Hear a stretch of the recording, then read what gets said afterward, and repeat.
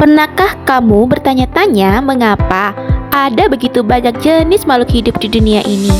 Dari bunga yang indah hingga bakteri yang tak terlihat, semuanya memiliki tempat sendiri dalam ekosistem.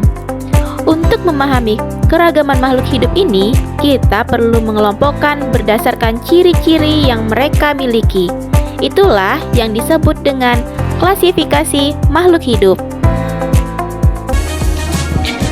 Welcome to my YouTube channel Belajar Biologi bersama Rumah Pintar Umi. Jangan lupa klik tombol like, subscribe, dan notifikasinya. Dunia dipenuhi dengan beragam makhluk hidup, mulai dari bakteri yang mikroskopis hingga paus raksasa. Untuk mempelajari dan memahami keragaman ini, kita perlu mengelompokkan makhluk hidup berdasarkan ciri-ciri yang mereka miliki. Dan proses pengelompokan ini disebut dengan klasifikasi. Klasifikasi makhluk hidup adalah cara kita untuk mengorganisir dan memahami keragaman makhluk hidup. Dengan mengelompokkan makhluk hidup berdasarkan ciri-ciri yang sama, kita bisa mempelajari mereka lebih mudah. Bayangkan, jika kita harus mempelajari semua makhluk hidup satu persatu, pasti akan sulit. Klasifikasi makhluk hidup adalah suatu cara pengelompokan makhluk hidup berdasarkan persamaan dan perbedaan ciri-cirinya. Tujuannya adalah untuk memudahkan dalam mempelajari, memahami, dan mengidentifikasi makhluk hidup yang jumlahnya sangat banyak dan beragam. Sejak taksonomi diperkenalkan oleh Carolus Linnaeus pada abad pertengahan ke-17, sistem klasifikasi makhluk hidup mengalami perubahan yang dinamis dari waktu ke waktu. Yang pertama, kita akan membahas sistem klasifikasi dua kingdom pada tahun 1735 oleh Carolus Linnaeus, yang menyebutkan bahwa pada saat itu pengelompokan organisme menjadi dua regnum clade atau kerajaan, yaitu regnum vegetable atau tumbuhan dan regnum animalia. Kelebihan pada sistem klasifikasi ini yaitu sistem ini lebih sederhana dan mudah dipahami, dan klasifikasinya berdasarkan ciri-ciri umum yang jelas. Namun memiliki kelemahan, sistem ini tidak mencakup organisme uniseluler seperti bakteri dan jamur.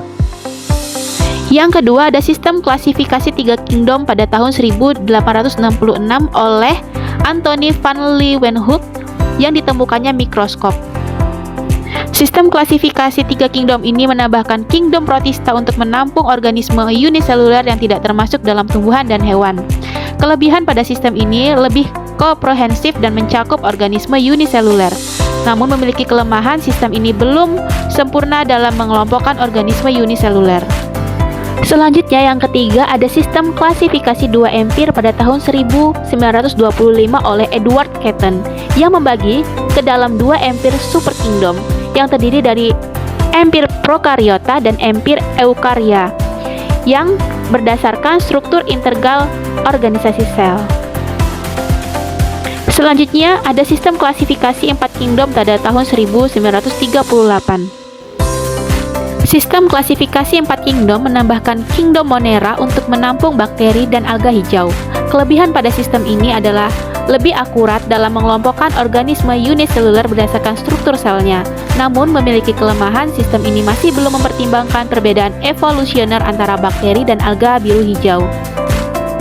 Selanjutnya, sistem klasifikasi 5 kingdom pada tahun 1969 oleh Robert Erwin Tucker yang menambahkan kingdom fungi untuk menampung jamur.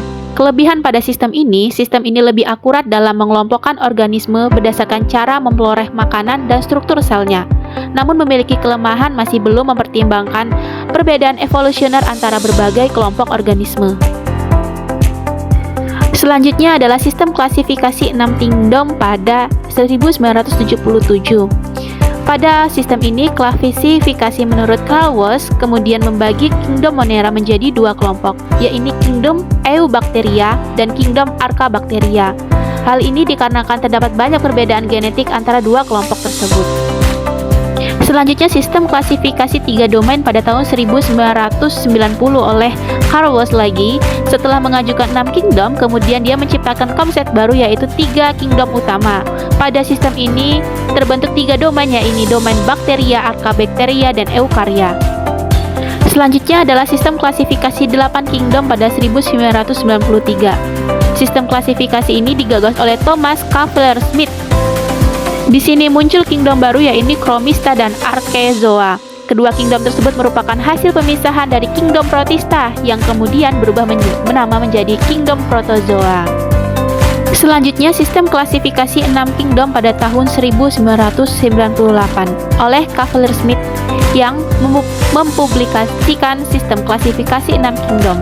Dasar yang digunakan adalah kingdom Bacteria dan kingdom Archaea yang digagas oleh West dan tidak disepakati oleh Cavalier-Smith. Yang akhirnya Archaebacteria dimasukkan ke dalam sub-kingdom Bacteria, sedangkan kingdom Archezoa dimasukkan ke dalam kingdom Protozoa. Selanjutnya, ini pada tahun 2015, sistem klasifikasi 7 kingdom. Jadi para ahli sistematika melakukan revisi sistem klasifikasi yang melibatkan sekitar 3.000 ahli taksonomi di dunia dan berdasarkan konsensus taksonomi Outline of Bacteria and Archaea. Dan The Catalogue of Life menyatakan bahwa Archaea dan Bacteria dipisah menjadi kingdom yang berbeda. Dengan demikian, sampai saat ini klasifikasi makhluk hidup ada 7 kingdom, yang terdiri dari kingdom Bacteria, Archaea, Protozoa, Chromista, Fungi, Plantae, dan Animalia. Selanjutnya kita akan bahas dasar-dasar klasifikasi. Jadi klasifikasi ini dibedakan berdasarkan beberapa hal ya. Yang pertama ada dari sifat morfologinya. Apa itu morfologinya? Adalah bentuk dan struktur luar makhluk hidup. Jadi bentuknya dan strukturnya. Yang kedua itu berdasarkan anatominya, yaitu struktur dalam makhluk hidup, jadi bagian dalamnya ya.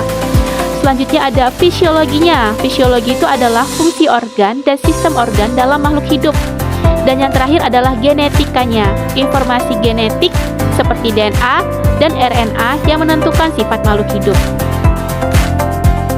Selanjutnya kita akan bahas tentang klasifikasi 5 kingdom pada tahun 1969 oleh Robert H. Whittaker. Nah, Robert ini menyusun klasifikasi berdasarkan tingkatan organisme berdasarkan susunan sel dan cara pemenuhan kebutuhan makanannya. Yang pertama ada Monera. Monera adalah makhluk hidup bersel satu, prokariotik yang tidak memiliki membran inti. Contohnya adalah bakteri dan cyanobacteria. Dan ini banyak ditemukan dalam rongga mulut dan saluran pencernaan. Dan di lingkungan sekitar juga kita ini banyak bakteri ya. Selanjutnya yang kedua adalah Protista. Protista adalah makhluk hidup bersel satu atau banyak. Nah, ini termasuk eukariotik yang sudah memiliki membran inti. Contohnya amuba, paramecium, dan alga. Selanjutnya yang ketiga adalah fungi, merupakan organisme eukariotik bersel tunggal atau banyak yang dinding selnya ini tersusun atas kitin. Dan dia bersifat heterotrof, tidak dapat membuat makanan sendiri, contohnya adalah jamur dan ragi.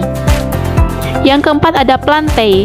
Plantae ini adalah tumbuhan ya, merupakan organisme yang mampu melakukan fotosintesis karena memiliki kloroplas dalam selnya, dan bersifat eukariotik dan juga autotrof karena dapat membuat makanan sendiri melalui fotosintesis. Selanjutnya yang terakhir adalah Animalia atau hewan, merupakan kelompok organisme multiseluler yang bersifat heterotrof dan dia juga makhluk hidup eukariotik ya. Animalia terdiri atas banyak spesies mulai dari sederhana hingga yang kompleks seperti Porifera, Coleanterata, Platyhelminthes, Nematyhelminthes, Annelida, Arthropoda, Mollusca, Echinodermata, dan Chordata. Nah, banyak sekali ya macam-macam dari klasifikasi Animalia ini.